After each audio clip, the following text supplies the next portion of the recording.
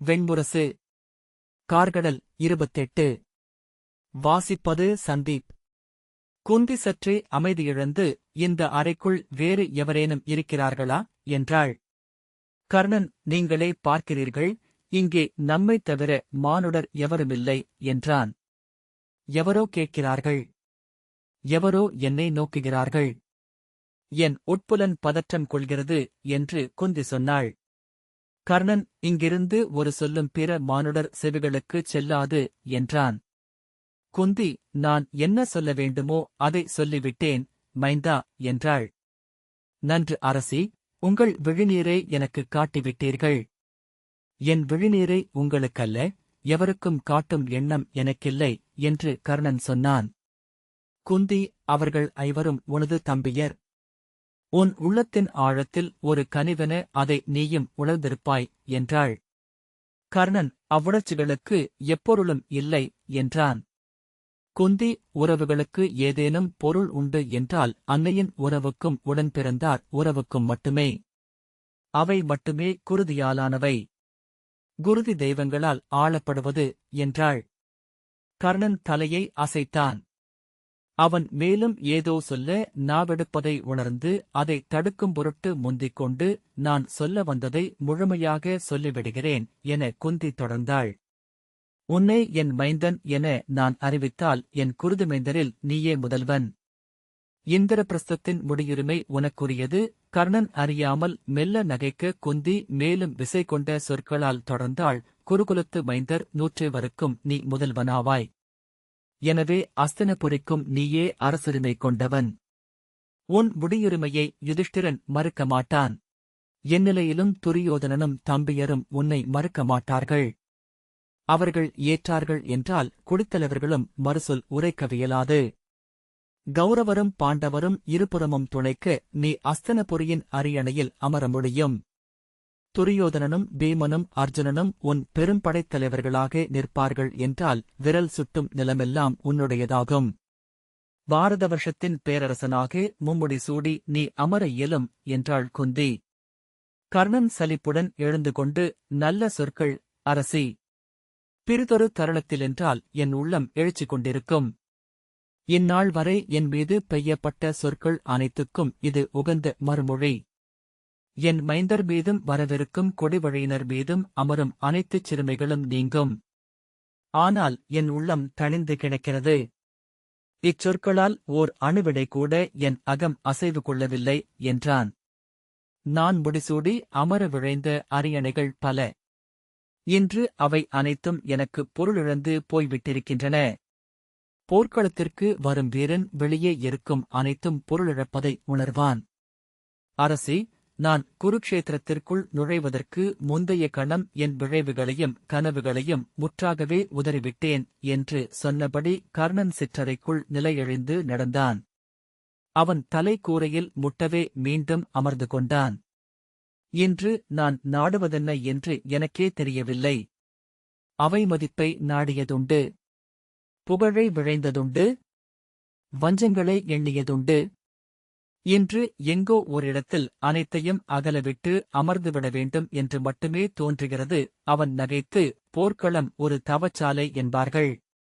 எனில் இது துறவே என்றான். குந்தி மெல்ல முன்னகர்ந்தபோது அவள் தலையிலிருந்து ஆடை நழுவ முகம் விளக்கொளியில் துலங்கியது. சற்றே நீர்மை பரவிய விழிகளால் அவனை கூர்ந்து நோக்கியபடி, ஆயினும் ஓர் விழைவு எஞ்சியிருக்கும். அதை பெண்ணென நான் அருகிருந்து உணர்கிறேன். வசுஷேனா, நீ மும்முடி சூடி அரியணையில் அமர்ந்தால் உன்னருகே திருப்பதி அமர்ந்திருப்பாள் என்றாள். கர்ணன் அறியாது எழுந்து பின் தன்னிலை உணர்ந்து மீண்டும் அமர்ந்து தலையை வெறுமனே அசைத்தான். குந்தி மேலும் குரல் தாழ்த்தி, மைந்தா, பெண் மீது கொள்ளும் வஞ்சமும் காமத்தின் பிறிதொரு வடிவே என்றாள். 10 முதிர்ந்த உணவு களிப்பூட்டும் மதுவாகிறது. 100 முற்றிய மது நஞ்சாகிறது என்பார்கள். பெருவிழைவு கொல்லும் நஞ்சு. அடைந்து கடப்பதொன்றே அதை வெல்லும் வழி. ஆம், ஆனால் அதற்கும் பொழுது கடந்துவிட்டது அரசி. இது அதற்கான தருணமும் அல்ல என்று கர்ணன் சொன்னான். ஏன் என்றாள் குந்தி. இப்போரை இன்றிரவே நிறுத்த இயலும். நான் சென்று என் மைந்தரிடம் சொல்கிறேன். அங்கிருந்து தொழுத கையுடன் யுதிஷ்டிரனும் தம்பியரும் இங்கு வருவார்கள். துரோணரிடமும் கிருபரிடமும் உண்மையை உரைப்பார்கள். உடன் நானும் வருகிறேன். அஸ்தனபுரியின் அரசனிடமும் தம்பியரிடமும் நான் உரைக்கிறேன். பிதாமகர் பால்கிகர் முடி தொட்டெடுத்து உனக்கு சூட்டட்டும். நாளை புலரியில் இப்பெரும்போர் நின்றுவிட்டதென்று படைகளுக்கு அறிவிப்போம். எஞ்சியவர்களாவது தங்கள் மனைவியரிடமும் மைந்தரிடமும் சென்று சேரட்டும். தந்தையரும் மைந்தர் மீள்வதைக் கண்டு மகிழட்டும். போதும் இந்த அழிவு. இத்தனை குருதியை அளித்த பின்னராவது நமக்கு சற்று அறிவெஞ்சியதென்று உலகு அறியட்டும். குந்தி அவ்வுணர்ச்சியைக் கண்டுகொண்டு என் பொருட்டு அல்ல, என் மைந்தர் பொருட்டும் அல்ல, இப்போர் நின்றால் உயிர் பிழைக்கும் பல்லாயிரவர் பொருட்டு நீ என்னை எண்ணலாகாதா என்றாள். கர்ணன், இங்கிருந்து உயிர் எஞ்சி மீண்டு செல்பவர்கள் உயிரளித்து அனைவருக்கும் கடன்பட்டவர்கள். அக்கடலிலிருந்து அவர்கள் மீள இயலுமா என்ன என்றான். அரசி, ஒரு போர் எந்த நஞ்சினால் தொடங்கப்பட்டதோ அது முற்றழியாமல் ஒருபோதும் முடிவடையாது. இப்போரை இன்று இவ்வண்ணம் சில சூழ்ச்சிகளினூடாக நிறுத்துவோமெனில் அந்நஞ்சு எஞ்சியிருக்கும். ஆழத்தில் புளித்து நுரைத்து பொங்கும். என்றேனும் மேலும் விசை கொண்ட ஒரு பெரும்போர் இங்கே எழும். இது உடலில் ஊறிய நஞ்சு. கட்டு என்று ஆகி பழுத்து சீழாகி உடைந்து வெளியேறட்டும். உடல் நலம் பெற அது ஒன்றே நாம் செய்யக்கூடியது. குந்தி, நீ போர்வெறி கொண்டிருக்கிறாய். இப்போரில் வென்று பெருவீரனென புகழ் பெறக்கூடும் என்று எண்ணுகிறாய். நோக்கு, இப்போரில் வென்றாலும் நீ சூதனே. எந்நிலையிலும் உனக்காக அஸ்வமேதமோ ராஜசூயமோ செய்ய அந்தணர் வரப்போவதில்லை. உன் அரசும் கொடிவழையினரும் என்றும் அஸ்தனபுரிக்கு அடிபணிந்தே வாழ வேண்டியிருக்கும். உன் களமரத்தை பாடி நிறுத்துவார்கள் என்று எண்ணுகிறாய். அது நிகழப்போவதில்லை. அனைவரும் அறிவார், இப்புவியில் பிறந்த வீரர்களில் நீயே முதன்மையானவன் என்று. ஆனால் அதை சூதர் மட்டுமே பாடுவார்கள். சூதர் பாடல் என்பது அன்றாடம் அலைக்கும் காற்று. புலவர் சொல்லே என்றுமிருக்கும் மலைத்தொடர் என்றாள். நீ ஒருபோதும் புலவரால் பாடப்படமாட்டாய். சூத்திரனும் சூதனும் அசுரனும் அரக்கனும் நிஷாதனும் கிராதனும் முதன்மை வீரர்கள் என்று அமைவதை ஒருபோதும் காவியகர்த்தர்கள் விரும்புவதில்லை. நீ ஆற்றும் அனைத்து வீரமும், நீ கொள்ளும் அனைத்து வெற்றியும் வெறும் சொற்களென இருமுறை செவிகொள்ளப்படும். 3ஆம் தலைமுறையில் முற்றழியும். இன்றுவரை சூத்திரன் என்று பிறந்து காவியத் தலைவனான எவர் உளர்? இனி என்று ஒரு சூத்திரன் காவியத் தலைவனாகப் போகிறான்? இயலாது. என் சொல்லில் மட்டுமே உன் பெரும்புகழும் உள்ளது. அதை உணர்க என்றாள். அதையும் நான் அறிவேன். அரசி, புகழையும் நான் நாடவில்லை. இக்கடத்திற்கு வெளியே என்னைப் பற்றி ஒரு சொல் எஞ்சவில்லையெனினும் எவ்விழப்பும் இல்லை என்று என் நெஞ்சைத் தொட்டு இன்று உங்களிடம் சொல்கிறேன் என்றான் கர்ணன். பின் எதற்காக? ஏன் இந்த வீண் உறுதி என்று குந்தி சீற்றத்துடன் கேட்டாள். அரசி, 1000 சல்லடைகளால் அரிக்கப்பட்டு எஞ்சுவதை களத்தில் நம்முடன் இருக்கிறது. பீஷ்ம பிதாமகர் குலநெறி என வந்தடைந்தார். நான் அதை செஞ்சோற்றுக் கடன் என்று உரைப்பேன் என்றான் கர்ணன். பாலையில் வழி தவறி தன் தசைகளையும் குருதியையும் ஜடரை அன்னைக்கு பலி என அளித்து இறுதி சித்தத் துளி உலர்ந்தெழியும் கணத்தில் நின்றிக்கும் ஒருவனுக்கு அளிக்கப்படும் ஒரு குவளை நீருக்கு நிகராகாது 3 தெய்வங்களும் அளிக்கும் விண்ணுலகு. அவன் முன் விண்ணவனோ மூவிழியனோ படைத்தவனோ கூட ஒரு குவளை நீராக அன்றி வேறு வடிவில் எழ இயலாது என கர்ணன் சொன்னான். அந்த நீரென எனக்கு முன் வந்து நின்றவன் என் தோழன். அவன் எனக்கு அளித்தது என்ன என்று என்னையன்றி எவரிடமும் என்னால் சொல்லி புரிய வைக்க இயலவில்லை. என் துணைவியர், மைந்தர் எவரிடமும் அதை நான் சொல்லி புரிய வைக்க முடியவில்லை. நீ சிறுமைப்படுத்தப்பட்டபோது உன் தோள்தழுவி நின்று உன்னை காத்தான். உன்னை அரசன் என்றாக்கினான். ஆனால் அதை ஒரு போர் சூழ்ச்சியென்றே செய்திருக்கக்கூடும். என் மைந்தனின் விற்திறன் கண்டு அஞ்சி இணையான வில்லவன் ஒருவனுக்காக காத்துக் கொண்டிருந்தவன் அவன். உன்னைக் கண்டதும் அச்சம் நீங்கி வந்து அணைத்துக் கொண்டான். உன்னை அருகருத்துகையிலேயே பாரத வருஷத்தை வெல்ல முடியும் என்று கண்டு கொண்டான். உன்னை வெல்வதற்கு மிக எளிய வழி அத்தருணத்தில் நீ விழையும் ஒரு எளிய ஒப்புதலை உனக்களிப்பது மட்டுமே என்று அறிந்தவன் அவன். ஒரு கைப்பிடி சோற்றை பலியாக அளித்து தெய்வத்தை உடன் நிறுத்துவது போல் தன்னுடன் நிறுத்திக் கொண்டான் என்றாள் குந்தி. எழுந்து அவனருகே வந்து குனிந்து, அவன் உன்னை முதன்மையாக கருதினான் எனில் அரசரவையிலும் வேள்விகளிலும் நீ சிறுமைப்படுத்தப்பட்டபோது அவன் குரல் ஏன் எழவில்லை? உன்னை படைவிலக்கம் செய்து பீஷ்மர் ஆணையிட்ட போது அனைத்தையும் விட மேலென உனக்காக ஏன் அவன் பேசவில்லை? அப்போது அவன் உள்ளத்தில் ஓங்கி நின்றவை எவை? அவற்றுக்காகவே அவன் இன்று போரிடுகிறான். தன் முடியும் நாடும் புகழுமன்றி பிறிதொன்றும் அவன் எண்ணத்தில் இல்லை. அவற்றை அடைவதற்கான படைக்கருவி என மட்டுமே அவன் உன்னை கண்டிருக்கிறான். இதை உணரவில்லை எனில் நீ அறிவிலி அல்ல, ஆணவத்தால் அறிவை இழந்த கீழ்மகன் என்றாள் குந்தி. என் தோழனின் பிழைகளை கணக்கெடுப்பது என் இயல்பல்ல, பிற அனைவரையும் விட அவனை நான் அறிவேன்.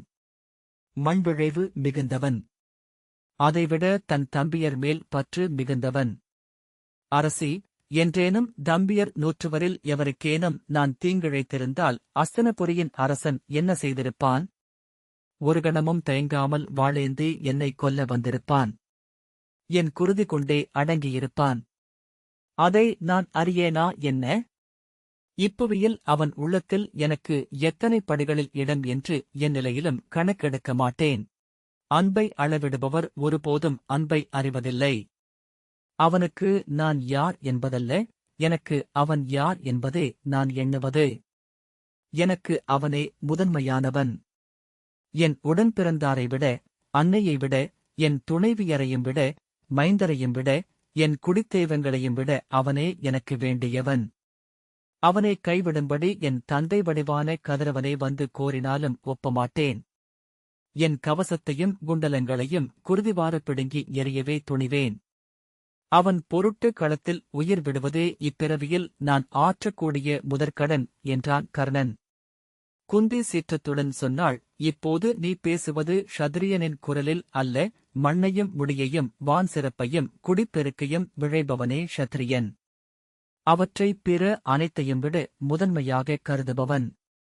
தெய்வங்களையும் மூதாதையரையும் நெறிகளையும் அவன் பேணுவது கூட அந்நான்கு விழைவுகளின் பொருட்டே. அன்னமிட்ட கையை முத்தமிட்டு அடிபணிபவன் சூத்திரன். ஏவிய கையை இறையெனக் கொண்டாக வேண்டிய தெய்வ ஆணை அவனுக்கே இகழ்ச்சியால் வாய்க்கோணலாக சூதன் வளர்ப்பினால் உன் உள்ளத்தில் புகுந்த எண்ணம் அது. அதை உதறி உன் குருதிக்கு மீள்க. அதுவே உனக்கு சிறப்பளிக்கும் என்றாள்.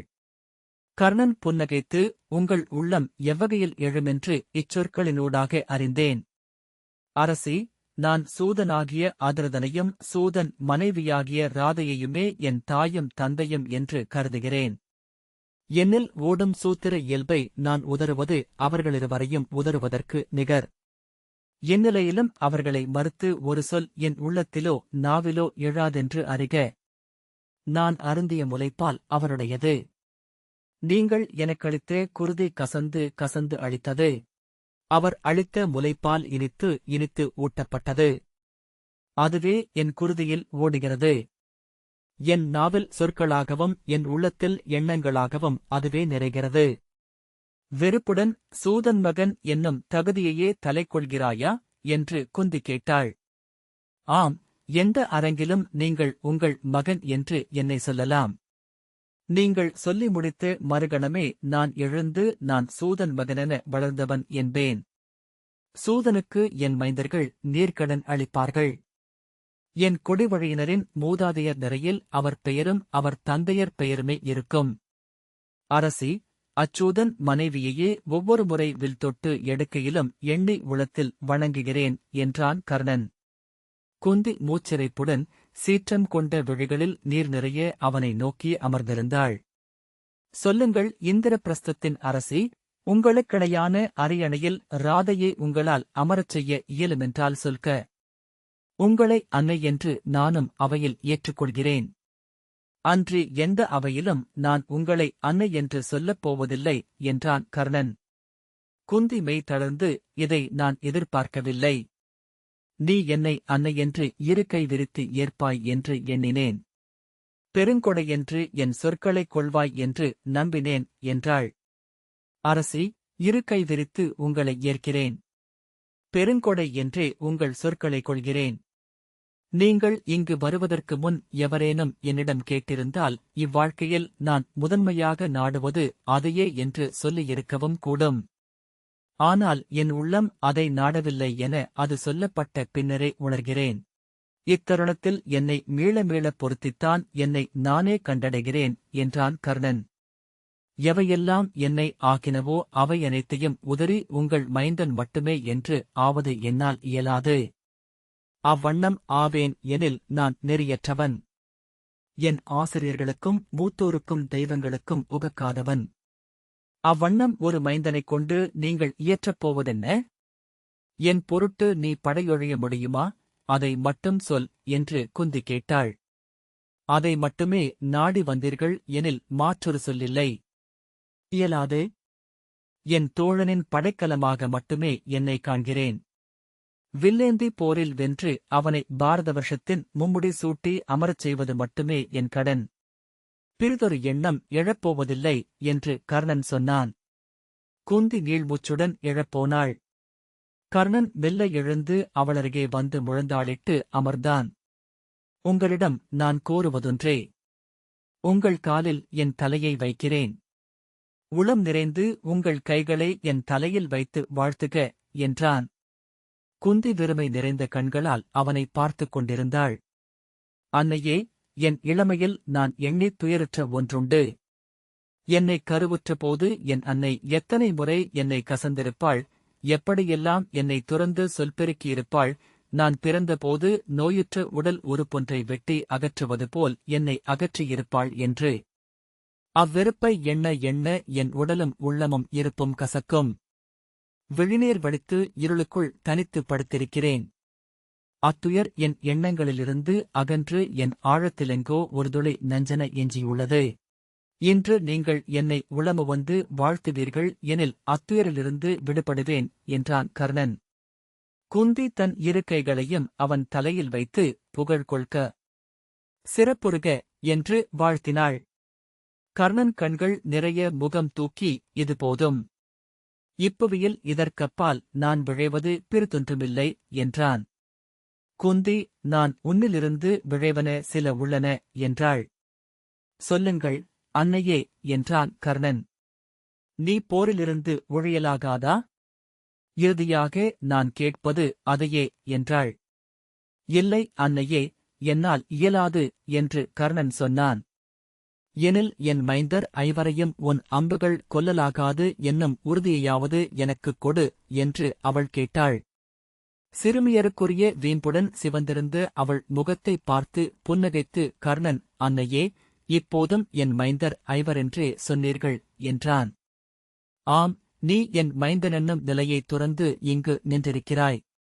உன் அன்னை என்று அச்சூதமகளை சொன்னாய் என்று குந்தி சொன்னாள். ஆம், நான் மறுத்து ஒன்றும் சொல்வதற்கில்லை. ஆனால் என் தோழனின் பொருட்டு இங்கு களம் வந்து நின்றிருக்கிறேன். அவர்களின் முதன்மை எதிரிகள் தங்கள் மைந்தர் ஐவர். அவர்களை கொல்ல மாட்டேன் என்னும் சொல்லை நான் அளித்தால் அச்சொல்லை துறந்தேன் என்று மட்டுமே பொருள். அது என்னால் இயலாது. அன்னையென நீ எனக்கு அளிப்பது ஒன்றுமே இல்லையா என்றாள் குந்தி. கேளுங்கள் அன்னையே. இப்போருக்குப் பின் உங்கள் களமுற்றத்தில் வந்து சங்கரித்து விழுவதென்றால் அவ்வாறே ஆகுக. நான் என்னிலிருக்கும் எதையும் உங்களுக்காக அளிப்பேன். ஆனால் இதை அளிக்க இயலாது. ஏனெனில் ஏற்கனவே இதை என் தோழனுக்கு அளித்துவிட்டேன். இதை அளிக்க வேண்டியவன் அவன். நீங்கள் விழைந்தால் நாளை அவனிடம் சென்று இவ்வண்ணம் என் அன்னையாகிய நீங்கள் கோருகிறீர்கள் என்று சொல்லி அவன் அளித்தால் உங்களுக்கு அளிக்கிறேன் என்றான் கர்ணன். கூறிய குரலில் வேண்டாம் என்று குந்தி சொன்னாள். என் மைந்தரை நீ கொல்லலாகாது. இதையன்றி வேறெதையும் நான் விரும்பவில்லை. இதை அளிக்கவில்லை எனில் நான் கோரியதை அளிக்காது திருப்பி அனுப்பினாய் என்று மட்டுமே கொள்வேன். ஆம், உன்னை நான் கருவில் கசந்தேன். பின்னர் ஒவ்வொரு கணமும் இனித்தினித்து எண்ணிக் கொண்டிருந்தேன். தெய்வங்கள் அருகே உன்னை எண்ணாது ஒரு நாள் கடந்து சென்றதில்லை. உன் முகத்தை கனவில் காணாது நான் ஒரு காலை கூட விழித்துக் கொண்டதே இல்லை என்று குந்தி சொன்னாள்.